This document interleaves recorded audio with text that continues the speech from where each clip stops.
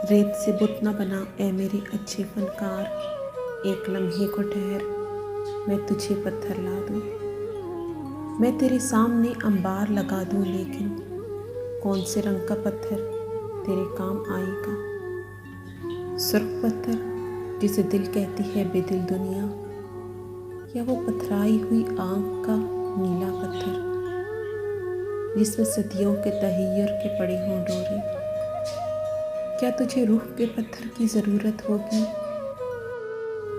जिस पर हक बात भी पत्थर की तरह गिरती है? एक वो पत्थर है जो कहलाता है तहज़ीब सफ़ेद,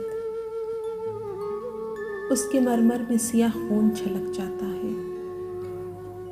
एक इंसाफ का पत्थर भी तो होता है, मगर हाथ में तेशाए ज़र हो तो वो हाथ आता है।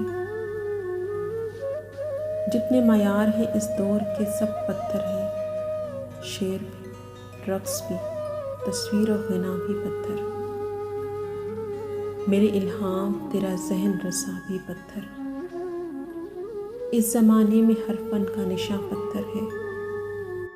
हाथ पत्थर हैं तेरे, मेरी ज़ुबान पत्थर है। रेत से बुत न बना ए मेरे अच्छे फनकार। रेत से बुत न बना ए मेरे अच्छे फनकार।